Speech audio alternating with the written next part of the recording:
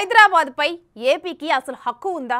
ఏ office కార్యకలాపాలైనా అక్కడి నుంచి జరుగుతున్నాయా? మాకే ఆఫీస్ వద్దన్న జగన్ భవనాలను కేసీఆర్కు ఎందుకు అప్పగించారు?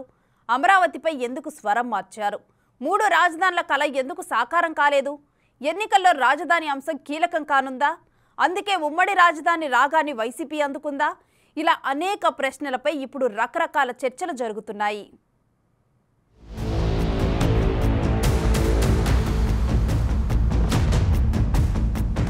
హైదరాబాద్ 10 ఏళ్లకు మించకుండా తెలంగాణతో పాటు ఆంధ్రాకు రాజధానిగా ఉంటుందనేది విభజన చట్టం సారాంశం. కానీ ఆంధ్రప్రదేశ్కు రాజధాని ఏర్పడేంత వరకు అనే షరతు కూడా ఉంది. హైదరాబాద్లో పాత సచివాలయంలో కేటాయించిన రూములు, ఇతర భవనాల పరిస్థితిని చూసి అప్పట్లో చంద్రబాబు కొత్త రాజధానిపై దృష్టి సారించారు.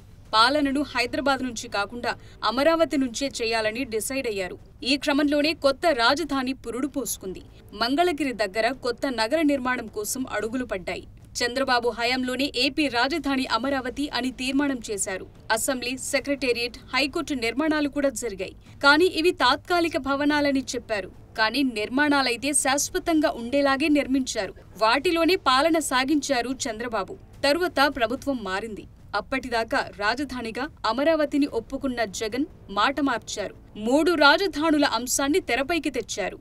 జ్యుడిషియల్ క్యాపిటల్ ఒకవైపున, ఎగ్జిక్యూటివ్ క్యాపిటల్ మరోవైపున, లెజిస్లేటివ్ క్యాపిటల్ ఇక్కడ, ఇలా రకరకాలుగా మనం కూడా ఆలోచనలు కూడా చేయాల్సిన అవసరం ఉన్న పరిస్థితుల్లో మనం ఉన్నాం అధ్యక్ష. బహుశా ఆంధ్ర రాష్ట్రానికి బహుశా 3 క్యాపిటల్ వస్తాయేమో. అమరావతి, భ్రమరావతి అంటూ వైసీపీ వికేంద్రీకరణ మంత్రం అందుకుంది. 2020లో అధికార వికేంద్రీకరణ పేరుతో 3 రాజధానులు చేస్తున్నామని ప్రకటించింది. దానిపై చట్టం చేసే వరకు వెళ్లింది. విశాఖ పరిపాలనా రాజధానిగా, కర్నూలు న్యాయ, అమరావతి శాసన రాజధానులుగా ప్రకటించింది. కానీ కోర్టు పంచాయతీల కారణంగా అంతా ఆగిపోయింది. కానీ పాలన విశాఖ నుంచి తప్పకుండా చేస్తామని అదిగో ఇదిగో అంటూ వైసీపీ నేతలు తొడగొట్టి మరీ చెప్పారు. కానీ కార్యరూపం దాల్చలేదు. విశాఖలో జగన్ భారీ భవనాన్ని కూడా నిర్మించుకుంటున్నారని, దీనికోసం రిషికొండను నాశనం చేశారనే విమర్శలెదురయ్యాయి. అయితే సడన్ గా 3 రాజధానుల అంశాన్ని వైసీపీ వదిలేసినట్టు కనిపిస్తోంది. మరోసారి ఉమ్మడి రాజధానిగా హైదరాబాద్ను ఉంచాలనే డిమాండ్ వినిపిస్తోంది. నిజానికి ఇన్నాళ్లు పేరుకే ఉమ్మడి రాజధాని హైదరాబాద్. ఆంధ్రప్రదేశ్ రాష్ట్రానికి ఎలాంటి హక్కులు లేవు. దీనికి జగన్ కూడా ఓ కారణమే. ఈ రాష్ట్రంలో అందరికీ ఆమోదనకరమైన విశాఖలో పరిపాలనా వికేంద్రీకరణలో భాగంగా ఈ సెప్టెంబర్ నుంచి నీ బిడ్డ కాపురం కూడా విశాఖపట్నంలోనే పెడతాడు అని చెప్పి సందర్భంగా తెలియజేస్తా ఉన్నాను.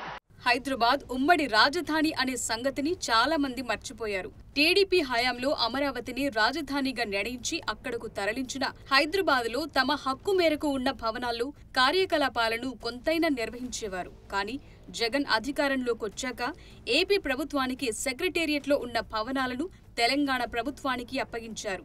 కేసీఆర్ వెంటనే వాటిని కూల్చేసి పెద్ద సెక్రటేరియట్ కట్టారు. ప్రస్తుతం ఏపీకి సంబంధించి ఏ ఒక్క కార్యాలయం కూడా తెలంగాణ నుంచి నడవటం లేదు.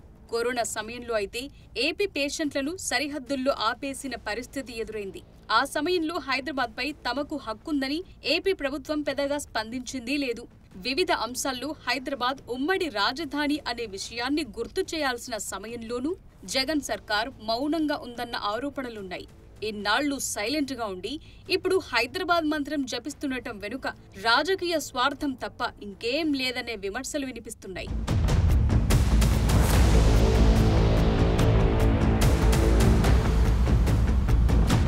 రాజధాని గురించి వైసీపీ ఎప్పటికప్పుడు స్వరం మారుస్తుందనే ఆరోపణలు ముందు నుంచి ఉన్నాయి.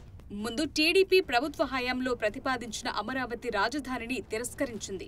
3 రాజధానుల ప్రతిపాదనను అసెంబ్లీలో ప్రవేశపెట్టి మరలా వెనక్కి తీసుకుంది.